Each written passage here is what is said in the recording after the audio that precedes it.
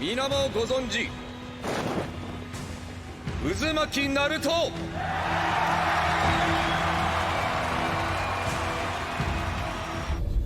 So this was your dream, Naruto Uzumaki. And now, let the world of dreams begin! A world without abysmal chakra! The fact that there is at least the slightest chance of a remake made me think about a lot. This is complete madness if you can imagine it. In the trailer, we can see some scenes of conflict with Madara, Kaguya, Tsukuyomi, and much more. We also see that at the end of a short 30-second video, we hear, "And so, is this your dream, Naruto Uzumaki?" Madara words shocked me. What if Madara actually won, and the Shinobi World winning was just a part of the infinite Tsukuyomi? Oh, I like this question. Shine upon the world. Infinite Tsukuyomi! I think if we have to analyze the ending of Shippuden, it would seem like everything was resolved and tied with a neat little bow. The Shinobi forces didn't have to beat Madara, because Black Zetsu did it for them when summoning Kaguya. So that's one problem miraculously handled. Wrong again. My will is Kaguya's. Kaguya, this alien goddess, is summoned, and her one true goal is to reunite with all her children. Sasuke and Naruto can last long enough to seal her with Sakura help. Lastly, they finally find time to act on all the drama, tension, and testosterone that's been building for years in a final fight like dumbasses. Sakura wails out a lovely speech, but Sasuke genjutsu her into submission. They fight and almost kill each other. Drained of everything, they lie there wounded, speaking like two lost brothers. That I've lost. Now before all of this, was there a time when Madara activated his infinite Tsukuyomi? Could he have done it in such a way that it was a lie hiding in plain sight? The obvious was so obvious. We see the forces succumb, but Naruto, Sasuke, and Sakura never do. Or do they? Naruto is supposed to be immune to genjutsu, yet also he's never been one for illusions either. Sasuke is supposed to be immune. I would assume the Uchiha to be able to snap himself out of it, because he carries the same genetic makeup and power that would enable him to resist. Sakura is resistant to genjutsu, but she's only human, and that wouldn't mean a thing against this. Once a person glances at the moon, they're gone. So what happened if Madara insidiously casted it? He subtly shifted their focus and bound them to the moon with either of them realizing it. To make it appear real, the last real thing they witnessed was the troops being enraptured by the moon. They see this and realize they have to save their friends. So everything goes down as it did. They win. Sasuke is redeemed, and Naruto hands him his headband. Sakura is acknowledged by Sasuke, but he says he needs to leave. She waits for him. Hinata eventually gets Naruto by further genjutsu, and Naruto reciprocates after peer pressuring. Fast forward into the Boruto era. Konoha has become a metropolis in less than 10 years. All the ninja are perfectly satisfied with their lives and lack of action. Peace in some way has been achieved.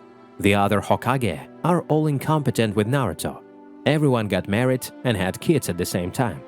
Ino got a Sasuke look-alike. Sei married the girl he thought was ugly. Temari and Shika got together. Choji and Karui through arranged marriage somehow, and so on. Kakashi becomes Hokage despite not really wanting the position, but gets Tsunade out of the way so that he can go drink, gamble, and not nag Naruto. Naruto has a family, yet he neglects them. Is the Hokage yet seems miserable and chained to a desk. Rarely sees Sakura yet has a forlorn look when he does. Works with Orochimaru, who has everything he ever wanted, and is helping the village. Sasuke is constantly distant and gone. Why? In my theory, he remembers what happened. He knows in some sense none of this is real and tries to wake up, often failing. He satisfied Sakura's fantasy, but only to a point, because his desire was warring with hers. She has a child, but Sasuke ignores them for years, trying to find a way out. There is a reason Boruto and his generation doesn't seem authentic or tangible. Hinata is able to ignore Naruto's disinterest and unrest because she got her dreams. The Hyuga clan is not even on her radar, nor was ever being a ninja. She thanks Neji when she visits him for his sacrifice selfishly, but at the same time mourning his loss. She names her son after him in honor. Naruto was a part of that, but his dream of becoming Hokage was equally as strong, so it happened. Although he wanted to marry Sakura, who ended up with Sasuke, because even though she had feeling for Naruto, to her desire for Sasuke trumped everything else. Therefore, she blocked him by stating she'd be a terrible woman for leaving Sasuke. A woman's feeling doesn't change but doesn't look him in the eye when she says it, all at once explaining away her hidden feelings and staying attached to Sasuke, which has always been a childhood fantasy. Sakura's guilt is projected back to her in the form of her daughter questioning her choices and mental faculties, and by Ino stating how Naruto used to be crazy about her. Sakura is ruled by immature passions, and when Sasuke said to Sarada they were together because she exists, Sakura looked ashamed. She knows deep down what her true feelings are, but refuses to clarify or acknowledge them. She got her dream, but not with lingering bitterness and regret. Very similar to how Naruto comes up with excuse after excuse for his distant behavior. He wanted a family, but isn't satisfied with the reality of it. Sasuke is constantly gone, and Sakura is a distant friend at best. Naruto is admired, but he's alone. An island among a vast ocean. He wanted respect and prize, but now he's gazed at like a god. He wants to be called Lord Seventh for validation he doesn't really feel. Being Hokage wasn't what he expected. So he drinks, overworks, and binges on ramen to distract himself from his reality. Same with Tantan being a strong woman.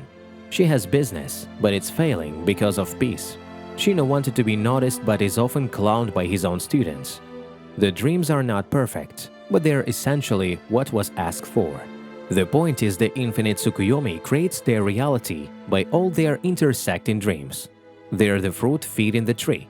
Every now and then, little hints bleed through and Naruto may be aware of it. Yet he seems a bit jaded and dispirited. Sasuke is like a man on a mission, all the while Madara gazes at them, the eye in the moon. That's great, Sakura. Thank you. Sakura, listen. Just stay quiet. I need to stay focused. 咲いた花を見ていた慣れたふりをしていた触れた